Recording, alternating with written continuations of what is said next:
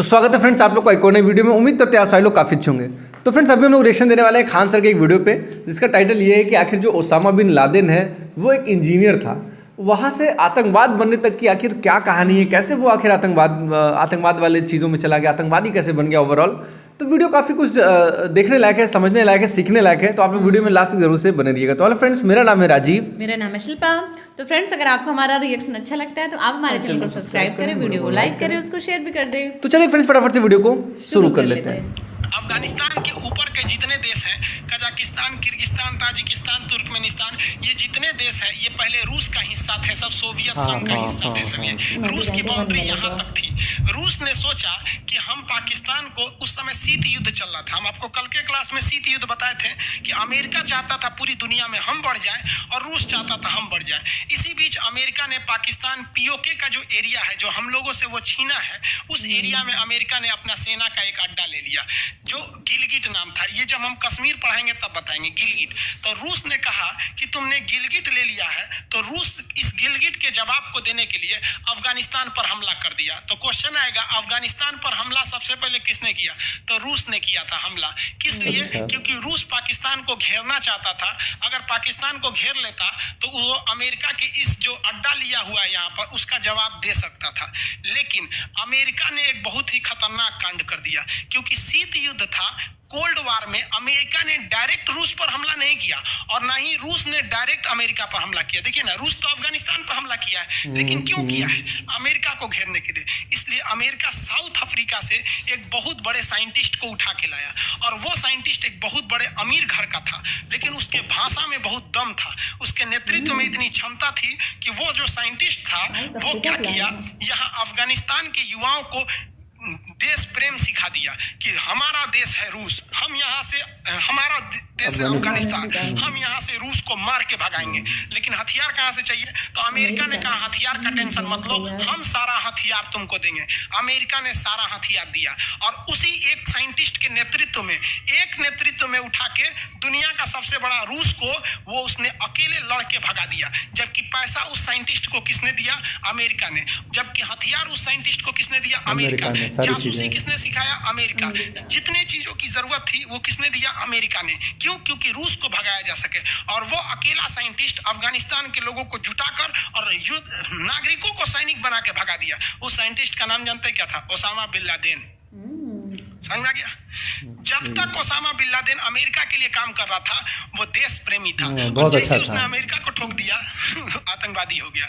वाह रे भाई वाह, ये है शीत युद्ध। दुनिया में एक भी अगर खून बह रहा है ना द्वितीय विश्व युद्ध के बाद, तो उसके पीछे कहीं ना कहीं कारण ये कोल्ड वार यानी शीत युद्ध है। आपको पढ़ाया नहीं जाता है इस हिसाब से, इसलिए आपको लगने लगता है। आप ओसामा बिन लादेन को हथियार क्यों दिए? ओसामा बिन लादेन के पास हथियार कहाँ से आया? टेक्नोलॉजी कहाँ से आई? अमेरिका तक जाने का रास्ता क्यों आया? उसको CIA का ट्रेनिंग किसने दिया? उसको पैसा किसने दिया? सारा काम तो आपने किया। जब आपके इशारे पे वो रूस को मार रहा था तो फिर आपको मार दिया तो आप बुरा मान गए। समझ में आ रहा है कि नहीं आ रहा है? आतंकवादी, आप खुद बताओ। हम मानते हैं कि ओसामा बिन लादेन ने गलत किया, और 110% हम इस बात को स्वीकार करते हैं कि उसे कोई अधिकार नहीं है कि 9/11 26/11 के हमले में किसी मासूमों को जान ले। लेकिन हम ये अमेरिका से पूछना चाहते हैं कि ये अधिकार आपको किसने दिया कि आप किसी को लाइए, हथियार दीजिए, पैसा दीजिए, मारिए? वो सैनिक थोड़ी था यहाँ पे, आप अपने लिए उसको इस्तेमाल किए। जिस तरह भारत ने LTT का इस्तेमाल किया, चाइना ने माओवादियों का इस्तेमाल किया, ओसामा बिन लादेन ने किसका इस्तेमाल किया? अमेरिका ने ओसामा बिन लादेन का। तो जो इस्तेमाल कर रहा है वो देश कहलाएगा, और जो पीस रहा है वो आगे जाके आतंकवादी कहलाएगा। भारत की ओर से लड़े थे LTTE के लोग, चाइना की ओर से लड़े थे माओवादी लोग, और अमेरिका की ओर से लड़े थे ओसामा बिन लादेन। अब बताइए, ये सारे के सारे लोग लड़े थे किसी के कहने पर, लेकिन ये सारे के सारे लोग घोषित हो गए आतंकवादी। क्या इन्हें जन्म देने वाले को आप कुछ नहीं कहेंगे? कोई बात नहीं है, आप समझदार हैं। अफगानिस्तान से ओसामा बिन लादेन ने किसको भगा दिया? रूस को। लेकिन यही ओसामा बिन लादेन जो था वो अमेरिका से बदला लेना चाहता था, क्योंकि अमेरिका ने भी एक देश पर हमला किया था। यहाँ कि ओसामा बिन लादेन ने अमेरिका पे क्यों हमला कर दिया? तो इसकी कहानी पुरानी है। 1948 में अमेरिका ने फिलिस्तीन पर बम गिराया था और वहां के मुसलमानों को भगा दिया वहां से, और कहा कि यहाँ पर हम एक नया देश बनाएंगे, इजराइल। तो उसी इजराइल का बदला लेने के लिए अमेरिका ने, ओसामा बिन लादेन ने अमेरिका पे बम गिरा दिया। और कहा अमेरिका से कि फिलिस्तीन पर जब तुमने बम गिराया था तो बोलो वहां के लोगों की क्या गलती थी। हम ये बात मानते हैं, ओसामा बिन लादेन ने कहा था, हम ये बात मानते हैं कि हमारी जो हवाई हमला हुआ था इसमें अमेरिका के जो मारे गए लोग हैं उनकी कोई गलती नहीं थी। लेकिन अगर पूरी दुनिया में बम चलाने का अधिकार केवल अमेरिका को तो नहीं है। अमेरिका ने वियतनाम में इसी शीत युद्ध में 27 करोड़ बम गिरा दिए थे, वहां का तो पूरा तहस नहस कर दिया था। 27 करोड़ बम गिरा था, हम आगे बताएंगे आपको। ये शीत युद्ध इतना छोटा तो है ही नहीं है, ये आज तक चल रहा है शीत युद्ध। तो दुनिया में सबसे ज्यादा जान लिया तो कोल्ड वॉर ने लिया। कोल्ड वॉर क्या था कि हम तुमको आगे नहीं देख सकते, तुम हमको आगे नहीं देख सकते। आज भी आप देखिएगा, आपकी जब पत्नी की आपका जब शादी हो जाएगा तो आपकी पत्नी में और आपकी ननद मतलब बहन में, ये वो दोनों तो ननद लगेंगी से ननद भौजाई, तो ननद भौजाई में आज भी शीत युद्ध चलता है। डायरेक्ट नहीं लड़ेंगे सब, लेकिन दूसरे को लड़वा देंगे सभी सब। इसमें समझदार व्यक्ति वो है जो समझ जाए शीत युद्ध क्या है, समझ में कि नहीं है। क्या हुआ, अफगानिस्तान का खामियाजा भुगतना पड़ गया म्यांमार के लोगों को। म्यांमार के लोगों को कैसे, देखिए जो बुद्ध जी वाला वो सब लोग समझ रहे हैं लोग ना, किसी को कोई दिक्कत नहीं है। वो जो मूर्ति का नाम अफगानिस्तान में एक जगह है बामियान, अफगानिस्तान का एक जगह है बामियान, उसकी राजधानी काबुल के पास है। उसकी अफगानिस्तान की राजधानी काबुल के पास है बामियान। इस बामियान में महात्मा बुद्ध की दुनिया की सबसे ऊंची मूर्ति थी। वो एक पहाड़ को काट कर बनाया गया था मूर्ति बामियान में, वो पहाड़ काट के। हाँ, ये देखिए महात्मा बुद्ध की मूर्ति है। अब ये कितनी ऊंची होगी मूर्ति, अंदाजा लगाइए। यहाँ एक टूरिस्ट खड़ा हुआ है, यहाँ दिख रहा है आपको, ये खड़ा है ना, ये आदमी खड़ा है। इसके मूर्ति कितनी भयानक होगी। एक्चुअली में ये मूर्ति था ही नहीं, एक्चुअल में क्या था कि ये पहाड़ था। एक्चुअली में ये एक पहाड़ था। एक्चुअली समझते हैं, दरअसल सीबीएसई बोर्ड वाला ना बोलता है actually, oh my God actually, ये सब सीबीएसई बोर्ड वाला सबका मुहावरा है।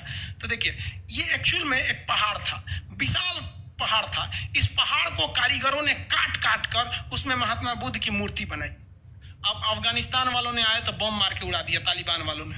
बताओ भैया, बताइए कितना मेहनत से बनाया था, बम मार के उड़ा दिए। इसका खामियाजा म्यांमार में कैसे भुगतना पड़ा, कि वहाँ बौद्धिस्ट ज्यादा थे। यहाँ तो मुस्लिम लोग अधिक थे, मुस्लिम लोग अधिक थे तो महात्मा बुद्ध को उड़ा दिए वहां से। अब यहाँ पर म्यांमार है। म्यांमार का ये वाला एरिया का नाम है रखाइन। रखाइन प्रांत में जो रहने वाले मुस्लिम है उनका नाम है रोहिंग्या। और यहाँ पे रहने वाले ज्यादातर बौद्ध धर्म को मानते हैं। और बौद्ध धर्म का मानना है कि आप पशु पर अत्याचार मत कीजिए, पशु की बलि मत दीजिए। लेकिन हमारे यहाँ आप देखेंगे तो दुर्गा पूजा में विजय दशमी कब बलि चढ़ाया जाता है, बकरे की 10वीं में कि 9वीं में बलि दिया जाता है ना वहां पर। तो वहां पर तो भारत में भी बलि चढ़ाने की परंपरा है। लेकिन यहाँ पे भारत में अगर देखेंगे तो हिंदू धर्म में भी बलि चढ़ाने की परंपरा है कुछ खास समय में, जैसे दुर्गा पूजा। लेकिन अगर मुसलमान धर्म में देखेंगे तो इस्लाम धर्म में बकरीद में तो बहुत ज्यादा कुर्बानी दिया जाता है, तो वो भी एक परंपरा है। तो हिंदुस्तान में कुर्बानी को लोग उतना सीरियसली नहीं लेते, क्योंकि यहाँ मुसलमान और हिंदू यही दो धर्म की अधिकता है। तो हिंदू धर्म में भी बलि की परंपरा है तो वो भी नॉर्मल लेते हैं इसको। और मुसलमान में तो भाई बकरीद त्योहार है उसका, तो वो भी नॉर्मल लेते हैं। लेकिन जहाँ बौद्ध धर्म की अधिकता है, यानी कहाँ पर, म्यांमार में, यहाँ पे तो बौद्ध धर्म महात्मा बुद्ध कहिए के गए थे कि आप अत्याचार मत कीजिए। तो ये इस लोगों से कहते थे कि तुम बकरीद में कुर्बानी मत दो, तो ये लोग देते थे लोग। तो इसने कह दिया यहाँ की सरकार ने कि आपको बकरीद में कुर्बानी देना है तो घर के अंदर दीजिए, बाहर सामूहिक रूप से मत दीजिए। तो ये लोग मानिए नहीं रहते। तब तक यहाँ पर हो गया ये इन्होंने क्या तोड़ दिया, बम से उड़ा दिया। जब बम से उड़ाया था इन लोगों ने तो इन लोगों ने उसका जरा भी विरोध नहीं किया। तो यहाँ के लोगों के दिमाग में एक भर गया कि ये लोग उसका विरोध नहीं कर रहे हैं। और यहाँ पे साथ में जहाँ इनकी अधिकता है तो वहां तो हमारा तोड़ दिए लोग, महात्मा बुद्ध की मूर्ति तोड़ दिए।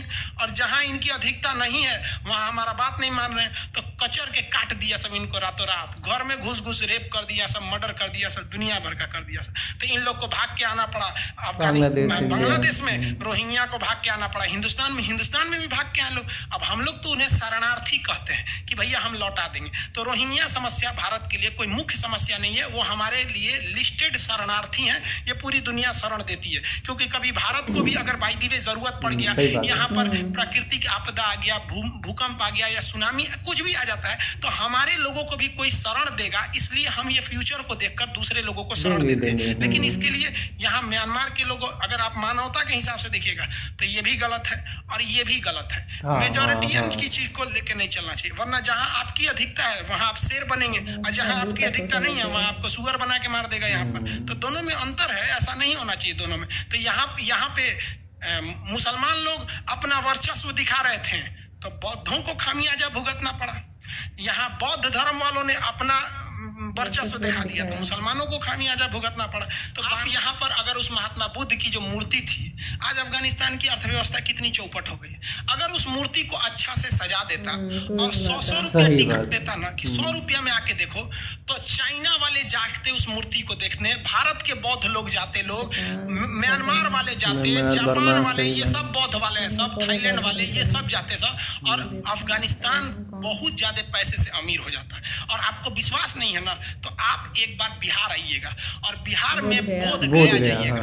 बोध गया में लोग जिंदा रहते हैं ना तो उन्हीं टूरिस्टों के खाने के बदौलत बहुत फायदा होता है।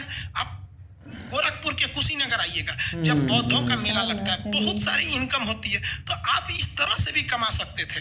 और बम मार दिए तो केवल गाली सुने, इससे ज्यादा तो कुछ नहीं हुआ, क्योंकि एक सभ्य समाज की ये परंपरा नहीं होती है। तो ये अफगानिस्तान में भी एक समस्या थी जिसे लेकर अफगानिस्तान झेल रहा है, जिस वजह से हमारी सारी नीतियां वहां सक्सेस नहीं होती है। अफगानिस्तान के पब्लिक हम हिंदुस्तानियों को पसंद करते हैं, अफगानिस्तान की गवर्नमेंट हम हिंदुस्तानियों को पसंद करती है, लेकिन जो वहाँ उग्रवादी संगठन है उन लोग के आंख में हम लोग खटकते हैं। हमारा बस चलता, हमरा कब्बे उठा के मार देगा सब। सर वीडियो खत्म हो गई। ओके तो ओवरऑल ये वीडियो थी किसके बारे में? ओसामा बिन लादेन के बारे में। तो यहाँ से ये सीखने वाली बात है कि भाई किसी भी चीज़ को करने से पहले अपने दिमाग को जरूर यूज़ करो, ठीक है। किसी का कोई काम इस तरीके से मत करो, जैसे अमेरिका ने अपने यूज़ के लिए उसको यूज़ किया। उनको तो उस टाइम ओसामा बिन लादेन को बस ये था कि चलो चीज़ें करना है, ठीक है। फिर अपने अफगानिस्तान को खाली मुक्त कराना था, रशिया को हराना था। लेकिन कहीं ना कहीं बाद में ये चीज़ लगा होगा, ओसामा बिन लादेन को भी ये चीज़ लगा होगा। नहीं, ओसामा बिन लादेन को बाद में लगा होगा कि ये मेरा यूज़ किया जा रहा है। और साथ ही साथ अमेरिका ने बम गिराया फिलिस्तीनियों पे, तो उसको ये लगा कि यार भाई वहाँ पे क्यों मतलब मारे। और वहाँ पे जाहिर सी बात है कि मुस्लिम्स लोग थे, मुस्लिम कम्युनिटी थे, जिसकी वजह से ओसामा बिन लादेन को बुरा लगा। तो उन्होंने फिर वही चीज़ अमेरिका पे कर दिया, क्योंकि उसके पास सारी चीज़ें तो थी, जानकारी सब कुछ हो ही गई थी। और भाई जाहिर सी बात है अमेरिका यार एक ऐसा कंट्री है, स्टार्टिंग से इतना क्या ही कर सकते हो, धूर्त कर सकते हो, चालबाज कर सकते हो, बट साथ ही साथ नो डाउट पावरफुल भी है। तो उसको जो चीज़ सोचेगा वो तो उसको करना है भाई। उसने तो ओसामा बिन लादेन को भी आतंकवाद घोषित करके मार दिया और साथ में इजराइल को भी बना ही दिया। तो उसका तो हर चीज़ पूरा होता है, चाहे वो कैसे भी करे, चाहे वो राजनीति से करे, कूटनीति से करे, या फिर पावर से करे। जब जापान में परमाणु बम गिरा के पूरा हिस्ट्री चेंज कर दिया जापान का, सारी चीज़ें, वियतनाम, तो अमेरिका की बात ही क्या बताया जाए यार। वही तो मजबूरी का नाम महात्मा गांधी है। कहाँ पे ओसामा बिन लादेन एक इंजीनियर थे, साउथ अफ्रीका में जॉब करता था, अच्छा खासा पैसा था, लेकिन उसके धर्म के नाम पे या फिर जो भी करके उसको लाएं, अपना काम निकलवाएं, और फिर बाद में जब उन्हीं के धर्म पे वो चोट पहुंचाया तो ओसामा बिन लादेन वाकई है उल्टा करेगा ही। फिर वो वायुयान से जो हमला कर दिया था उनके यहाँ पूरा घुसा दिया था ना 26/11 जो भी हुआ था, तो फिर उसके बाद से लोग आतंकवादी घोषित कर दिया। अमेरिका शुरू से ये करता है और अभी तक करता है और आगे भी लग रहा है करता ही रहेगा। अपना काम निकलवाना उसको बहुत अच्छे से आता है। किसी ने वीडियो बनाया था ना अमेरिका का काला सच, वो एकदम सही वीडियो था, एकदम सही वीडियो था। तो भाई काफी अच्छा से समझाया। हाँ, तो अगर आप लोग को वो वीडियो भी देखना है तो आप लोग सर्च करके जाके देख सकते हैं। हम लोग उस वीडियो भी बनाए अमेरिका काला सच, उसमें भी अमेरिका का सारा चीज़ें दिखाया गया। तो ओवरऑल ये बात तो बिल्कुल फैक्ट है कि आज भी कोल्ड वार चल रहा है, रसिया और अमेरिका में अभी भी आगे बढ़ने की होड़ है, चलती रहेगी। अब इसमें जो छोटे छोटे कंट्री हैं उनको सोचना चाहिए, ऐसे लोगों को सोचना चाहिए जो बेवजह उनका यूज़ हो रहा है। दूर का थोड़ा देखना चाहिए, हाँ, थोड़ा सा दूरदर्शी बनना चाहिए, चीज़ों को समझना चाहिए और पिछला जो इतिहास है उससे भी कुछ सीखना चाहिए। तो वीडियो काफ़ी अच्छी थी friends, and no doubt Khan sir के बताने का तरीका भी बहुत अच्छा था। लास्ट तक जिस तरीके से फिर अफगानिस्तान और वो म्यांमार को लेकर चीज़ें बताएं, काफ़ी कुछ डिटेल में बताएं। तो वीडियो काफ़ी अच्छी लगी, काफ़ी इन्फॉर्मेटिव भी थी, सीखने लायक थी। आप लोग का फ्रेंड्स इस वीडियो के बारे में क्या कहना है, आप लोग हम लोग कमेंट करके जरूर बताएं। एंड हम लोग मिलते हैं इसी तरीके से फिर किसी नए वीडियो में, तब तक के लिए जय हिंद, जय भारत।